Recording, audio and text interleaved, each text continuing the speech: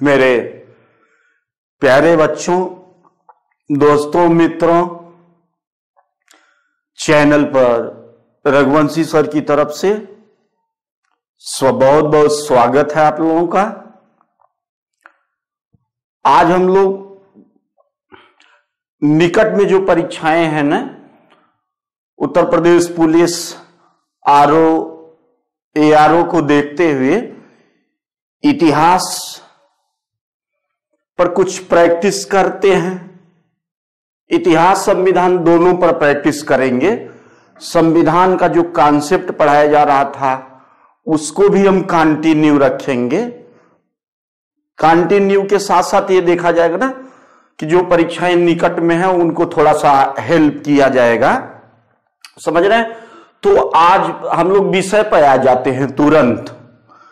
हड़प्पा सिंधु सभ्यता। सिंधु सभ्यता को हड़प्पा सभ्यता के नाम से भी जानते हैं और एक और नाम दिया गया है सिंधु घाटी की सभ्यता। दो और नाम आएगा, नगरीय सभ्यता, एक और नाम आएगा कांस्ययुगीन सभ्यता। देख रहे हैं, 5 नाम आया है। सिंधु सभ्यता, हड़प्पा सभ्यता, सिंधु घाटी की सभ्यता, नगरीय सभ्यता, कांस्ययुगीन सभ्यता। सबका कॉन्सेप्ट अभी हम क्लियर कर देंगे। तो सिंधु सभ्यता पर हम 5 क्वेश्चन देंगे आपको। तो 5 मत समझना इसको 35 क्वेश्चन समझना। मतलब अभी हम निकाल देंगे मतलब आप ये समझो ना कि इसी 5 क्वेश्चन में पूरा हड़प्पा सभ्यता को जो जो सटीक प्रश्न है सबको हम बता ले जाते हैं। आप रेडी हो जाइए सुनने के लिए, मेंटली तैयार हो जाइए। समझ रहे? तो आइए पहला क्वेश्चन पढ़ते हैं। सिंधु घाटी सभ्यता या हड़प्पा सभ्यता के लोगों का मुख्य व्यवसाय क्या था? देख रहे हैं, यहां दिखाया गया है व्यापार, पशुपालन, शिकार, कृषि। तो यहां तो हम दिखा ले गए आपको कृषि। देख रहे हैं, यहां उत्तर आपका कृषि है। ठीक है, आइए इसी को हम आगे बढ़ाते हैं। थोड़ा कुछ क्वेश्चन निकाल देते हैं। सिंधु सभ्यता के लोगों का मुख्य व्यवसाय न 1 नंबर पर आप कृषि जानिए, और कभी कभी इसके साथ भी पूछ दिया है तो दूसरे नंबर पर आप पशुपालन भी जानते रहिए। दूसरे नंबर पर पशुपालन। एक क्वेश्चन हम लोगों का हुआ कृषि एवं पशुपालन, दोनों को साथ में रखिए। कृषि को प्राथमिकता दीजिए। दूसरे नंबर पर भी कभी पूछा, इसे भी बताइए। और अब दूर मत जाओ, यही रुकिए। इनकी मुख्य फसल क्या थी तो आप बता ले जाओ, गेहूं एवं जौ। याद रखिए, गेहूं एवं जौ इनकी मुख्य फसल थी। फिर यही रुकिए कि कपास, जो धागा नहीं बनाया जाता है, कपास उत्पादन करने का सर्वप्रथम श्रेय सिंधु वासियों को दिया गया था। तीनों क्वेश्चन याद रहे। कपास उत्पादन करने का सर्वप्रथम श्रेय सिंधु वासियों को दिया गया था। ठीक है, ये कृषि हुआ आपका। पशुपालन पर आ जाइए तो हम लोग ये कह लें कि लमसम हमारे यहां जो भी पशु है ना, खुदाई में सारे पशुओं का साक्ष्य मिला हड़प्पा सभ्यता में, किंतु एक पशु का साक्ष्य कहीं भी किसी भी स्थान से नहीं मिला। तो हम लोग कह लें, बड़ा क्लियर जानिए, गाय का साक्ष्य खुदाई में किसी भी स्थान से नहीं मिला था। इतना जानते रहिए। फिर हम लोग आ जाते हैं, इसको जानिए, गाय का साक्ष्य खुदाई में कहीं से भी नहीं मिला। और फिर आते हैं हम लोग, गुजरात का एक स्थान है सूतकोतड़ा।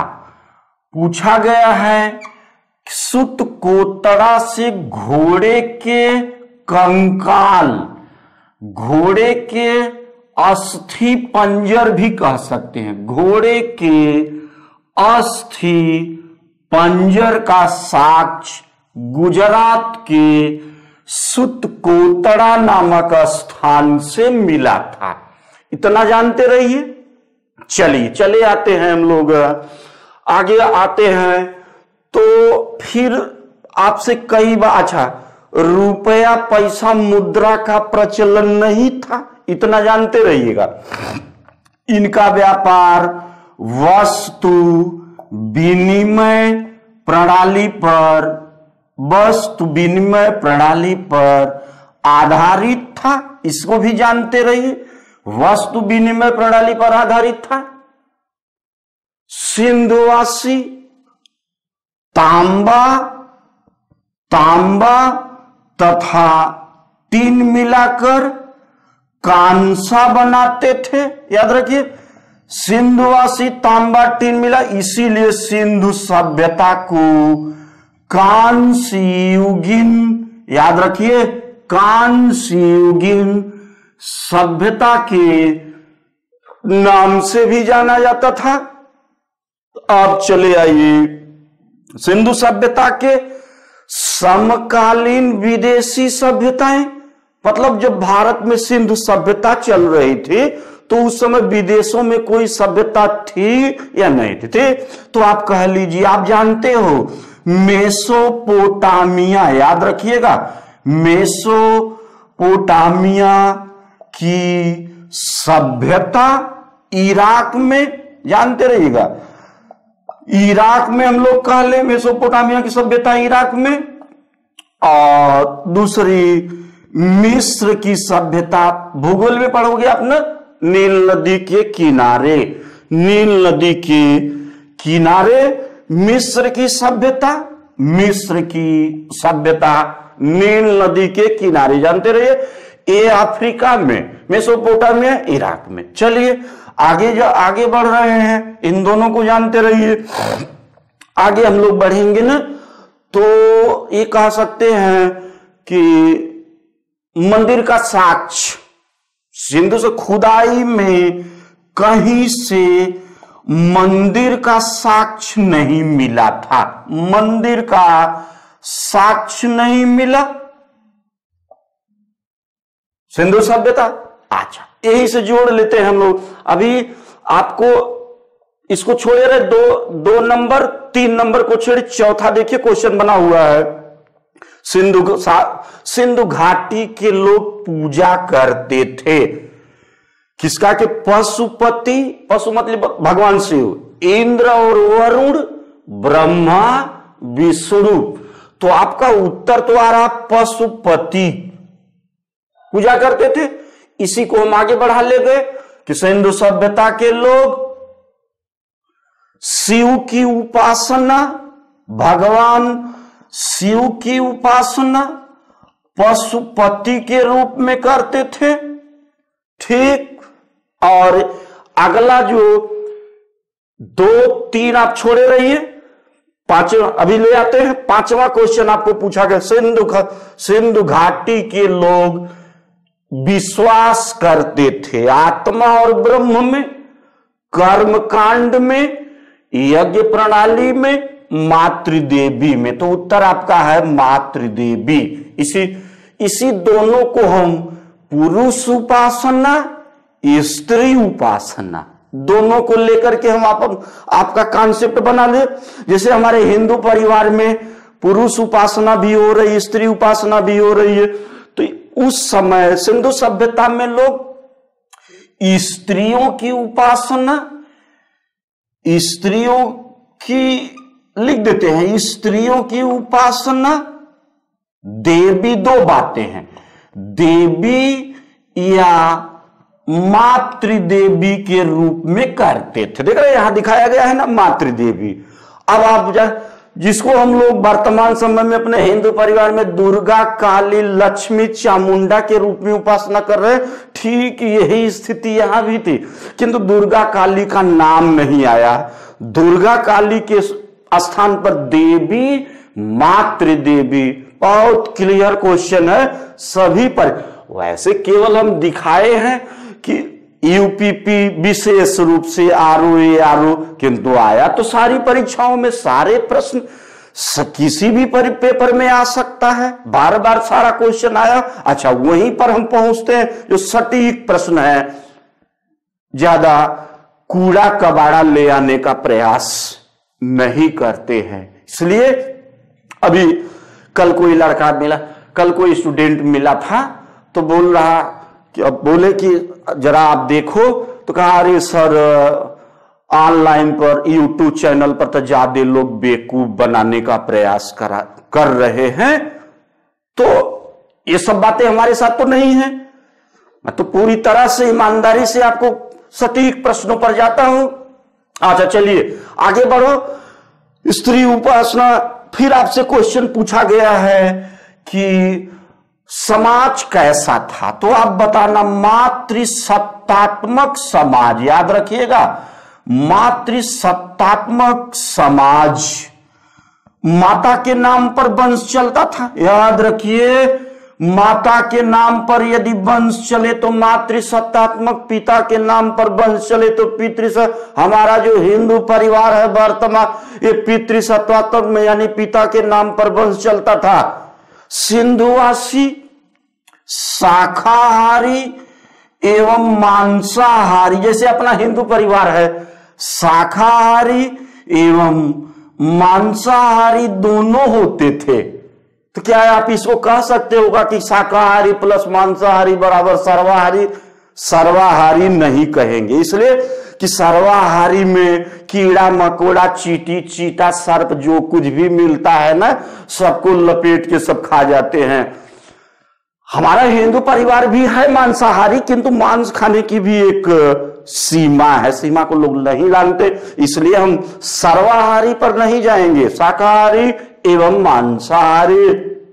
अच्छा, सिंधु सभ्यता के लोग जो मुहरे बनाते थे ना, याद रखिए, बहुत बढ़िया क्वेश्चन है, मुहरे बनाते थे, ये सेल खड़ी की इनके यहां मुहरे बनती थी, सेल खड़ी की मुहरे बनती थी। अच्छा ठीक, आओ एक बार रिवीजन कर लेते हैं। मुख्य व्यवसाय सिंधु कृषि पशुपालन की मुख्य फसल गेहूं, जौ, सर्वप्रथम कपास का उत्पादन किए। खुदाई में किसी भी स्थान से गाय का साक्ष्य नहीं मिला। गुजरात के सुतकोतड़ा नामक स्थान से घोड़े के कंकाल का साक्ष्य मिला। मुद्रा का प्रचलन नहीं, व्यापार वस्तु विनिमय प्रणाली आधारित था। तांबा टीन मिलाकर कांसा बनाते थे, इसलिए कांस्य युगीन सभ्यता भी।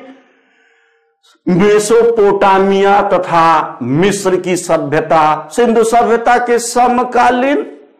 मंदिर का साक्ष्य खुदाई में किसी भी स्थान से नहीं।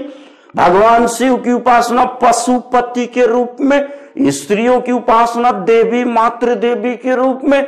मातृसत्तात्मक समाज, माता के नाम पर वंश, शाकाहारी एवं मांसाहारी थे।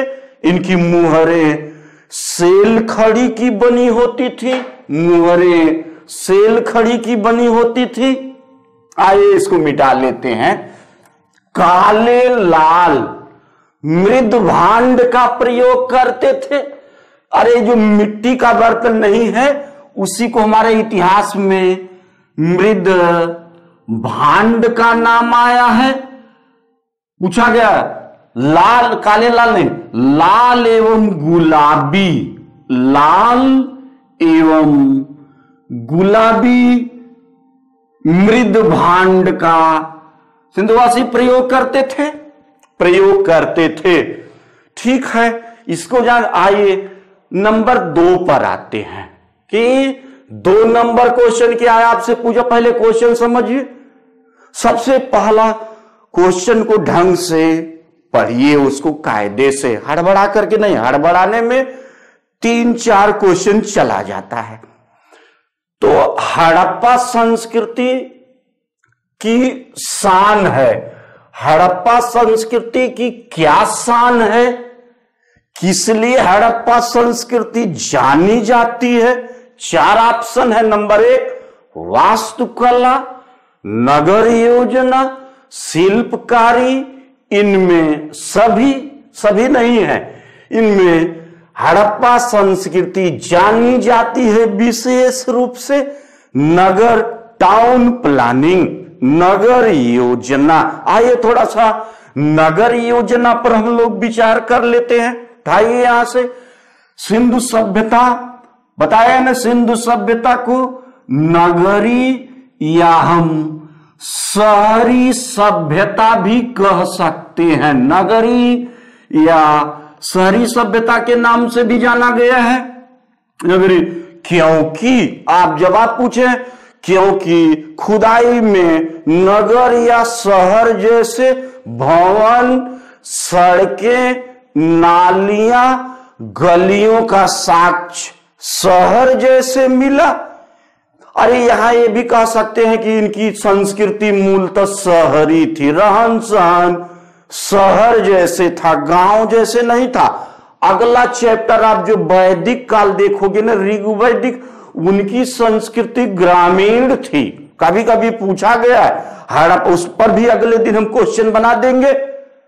हड़प्पा सभ्यता तथा वैदिक सभ्यता में मूल अंतर, तो इनकी संस्कृति शहरी या नगरी और ऋग्वैदिक ग्रामीण। आइए नगर तो हम लोग चले आए हैं पिगट महोदय, देख रहे हैं अगले दिन आए पिगट महोदय हड़प्पा, ये वर्तमान में पाकिस्तान में, मोहनजोदड़ो ये भी वर्तमान में पाकिस्तान में। इन दोनों नगरों को जुड़वा राजधानी कहा है, देख रहे हैं जो आया हुआ है जुड़वा राजधानी, याद रखिए। क्यों? आपका क्रॉस क्वेश्चन आ रहा है कि हड़प्पा मोहनजोदड़ो को जुड़वा राजधानी क्यों कहा गया है? क्योंकि खुदाई में मिलते जुलते साक्ष्य मिले। अरे जैसे कभी कभी जुड़वा बच्चे पैदा होते हैं ना, तो उनमें पहचान पाना बड़ा मुश्किल हो जाता है, तो वही कॉन्सेप्ट है, वही खुदाई में मिलते जुलते साक्ष्य मिलने। एक बड़ा अच्छा क्वेश्चन बता रहे हैं, सिंधु सभ्यता की सड़कें, देख रहे सिंधु सभ्यता की सड़कें एक सीधी दिशा में, समझिए आया हुआ को, एक सीधी दिशा में एक दूसरे को, पूरी बात लिख रहे हैं, एक दूसरे को किस पर, समकोण पर काट, ये आया है समकोण पर काटते हुए नगर को चतुर्भुजाकार, नगर को चतुर्भुजाकार में बांट देती थी। सड़कें कच्ची होती थी, नालियां गलियां पक्के ईंटों की बनी होती थी। एक क्वेश्चन बहुत अच्छा जानिए कि इनके घरों के दरवाजे ज्यादातर पिछवाड़े की तरफ खुलते थे, समझिएगा, घरों के दरवाजे पिछवाड़े की तरफ खुलते थे। क्लियर हो चुका है आपका कि लाल गुलाबी मृदभांड मिट्टी के बर्तन का, अरे मिट्टी के बर्तन पर जो दिवाली में अपने यहां आता है ना, कलर पूछा जा, लाल गुलाबी मृदभांड का, नगरी शहरी सभ्यता, नगरी क्योंकि नगर जैसे साक्ष्य मिले। पिगट महोदय हड़प्पा तथा मोहनजोदड़ो को जुड़वा राजधानी, क्योंकि मिलते जुलते साक्ष्य खुदाई में मिले थे। सिंधु सभ्यता की सड़कें एक सीधी दिशा में एक दूसरे को समकोण पर काटते हुए नगर को चतुर्भुजाकार में बांट देते। इनके घरों के दरवाजे ज्यादातर पिछवाड़े की तरफ, ज्यादातर पिछवाड़े की तरफ घरों के दरवाजे खुलते थे, घरों के दरवाजे खुलते थे। ठीक है, हमको लगता है एक क्वेश्चन यहां और बचा हुआ है, किस स्थान पर सिंधु घाटी सभ्यता के बंदरगाह के अवशेष मिले हैं? बंदरगाह का मतलब जो जल मार्ग से व्यापार होता है, सामान चढ़ाई उतारी जाती थी। किस स्थान पर सिंधु घाटी सभ्यता के बंदरगाह के अवसर मिले हैं? कालीबंगा, मोहनजोदड़ो, हड़प्पा, लोथल। देख रहे हैं आप, तो सबसे पहले जाने कि बंदरगाह के अवशेष लोथल से मिले। अब हम इसको थोड़ा सा डिटेल कर देते हैं। कैसे करेंगे कि सिंधु सभ्यता में 6 स्थानों नगर की संज्ञा दी गई, यानी सिंधु सभ्यता खुदाई में मुख्य स्थल हम 6 नगरों को आपको बता ले जाते हैं। 6 नगरों में एक क्वेश्चन आपको मिल जाएगा। 1 नंबर पे आइए, हड़प्पा क्लियर कर देते हैं। अब आप हड़प्पा वर्तमान समय में पाकिस्तान, ध्यान से सुनिए, पाकिस्तान बिना लिखे मजा नहीं आती है, आप ध्यान लिखने में बिजी हैं। वर्तमान समय में पाकिस्तान में हड़प्पा की खुदाई 1921 में हुई थी। किसके निर्देश में हुई थी? दयाराम साहनी के निर्देश में हड़प्पा की खुदाई हुई थी। और हड़प्पा से खुदाई में अन्नागार, अन्न रखने का स्थान, कभी कभी इसी को भंडारागार भी पूछा है कि अन्नागार या भंडारागार कहां से मिला, तो आप बताना हड़प्पा से मिला अन्नागार या भंडारागार। और दूसरा जो हम बताने जा रहे हैं आपको ना, ये है कब्रिस्तान, बंदरगाह नहीं, कब्रिस्तान हड़प्पा से ही पाया गया है। कब्रिस्तान को R37 के नाम से भी जाना जाता था। देख रहे हैं, क्लियर हो चुका है कि हड़प्पा वर्तमान समय में पाकिस्तान में 1921 में दयाराम साहनी के निर्देश में खुदाई हुई। खुदाई में अन्नागार या भंडारागार, कब्रिस्तान और 6 नगरों को बता रहे हैं। 6, देखिए सारी स्थिति क्लियर हो चुकी है। मोहनजोदड़ो दूसरा नगर है। मोहनजोदड़ो, मोहनजोदड़ो को आप कह सकते हो कि मोहनजोदड़ो का अर्थ क्या है आप जानते हो, याद पकड़ा देंगे कि मृतकों या प्रेतों का टीला मोहनजोदड़ो का अर्थ है। मोहनजोदड़ो वर्तमान समय में कहां है? पाकिस्तान में है। ये भी मोहनजोदड़ो की खुदाई 1922 में किसके निर्देश में? राखालदास बनर्जी, याद रखिए तो, राखालदास बनर्जी के निर्देश में खुदाई हुई थी। अच्छा ठीक है, इतना जाने। मोहनजोदड़ो से हम आपको 2-3 बातों को बता रहे हैं। स्नानागार, देख रहे हैं, सार्वजनिक स्नान, बड़ा स्नानागार, नहाने का स्थान मोहनजोदड़ो से, अन्नागार हड़प्पा से। इन दोनों को अलग अलग रखिए। भगवान शिव, ये देखो, भगवान शिव की विशाल पत्थर की प्रतिमा, याद रखिएगा, क्वेश्चन आ सकता आया हुआ। भगवान शिव की विशाल पत्थर की प्रतिमा मोहनजोदड़ो से, और नृत्यांगना, नर्तकी, नाचने वाली की कांसे की प्रतिमा मोहनजोदड़ो नर्तकी कह लीजिए। आइए इसको एक बार फिर से देखें तो कि मोहनजोदड़ो वर्तमान समय पाकिस्तान में 1922 में राखालदास बनर्जी के निर्देश में खुदाई हुई।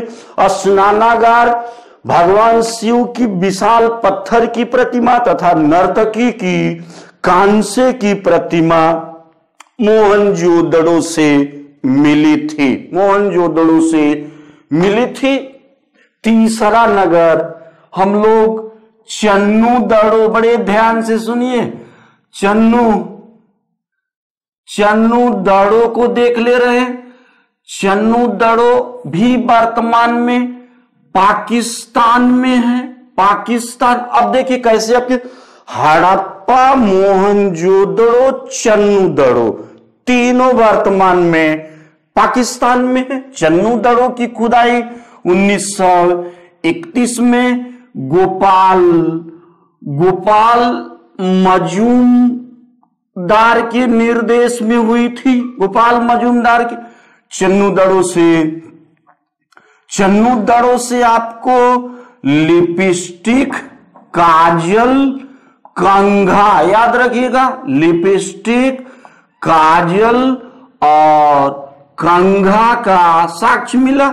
मनके का कारखाना, याद रखिए मनके की फैक्ट्री, जो हमारे यहां माला बनाया जाता है मोतियों को, आप लोग जानते हो, उसी मोतियों को हमारे इतिहास में मनका कहा गया। क्लियर हो चुका है कि चन्नू दड़ो वर्तमान में पाकिस्तान में 1921 में गोपाल मजूमदार के निर्देश में खुदाई हुई थी लिपस्टिक, काजल, कंघा तथा मनके की फैक्ट्री चन्नू दड़ो से। आ गए हम लोग चौथे पर, कालीबंगा। कालीबंगा का अर्थ कई बार पूछा गया, जैसे मोहनजोदड़ो का अर्थ नहीं पूछा गया, उसे कालीबंगा, काले रंग, काले रंग की चूड़ियां, इसी के नाम पर न कालीबंगा नाम पड़ गया। क्वेश्चन बार बार, काले रंग की चूड़ियां, कालीबंगा। वर्तमान में भारत के राजस्थान, याद रखिएगा, राजस्थान में, और कालीबंगा की खुदाई 1951, कहीं कहीं किसी किसी किताबों में 61 भी दिया है, किंतु 1951 में दो लोग, अमलानंद घोष तथा ब्रजवासी लाल, याद रखिए अमलानंद घोष तथा ब्रजवासी लाल की। और कालीबंगा से एक नंबर पे कह लीजिए काले रंग की चूड़ियां, और दूसरे नंबर पर बार बार प्रश्न आया हुआ है हवन कुंड, यज्ञ स्थल, इसको हवन कुंड का कह लीजिए, यज्ञ स्थल। और तीसरे नंबर पर जूते हुए खेत का साक्ष्य या हल की आकृति, देख रहे, क्लियर हो गया हम लोगों का ये। कालीबंगा का अर्थ काले रंग की चूड़ियां, वर्तमान में भारत के राजस्थान में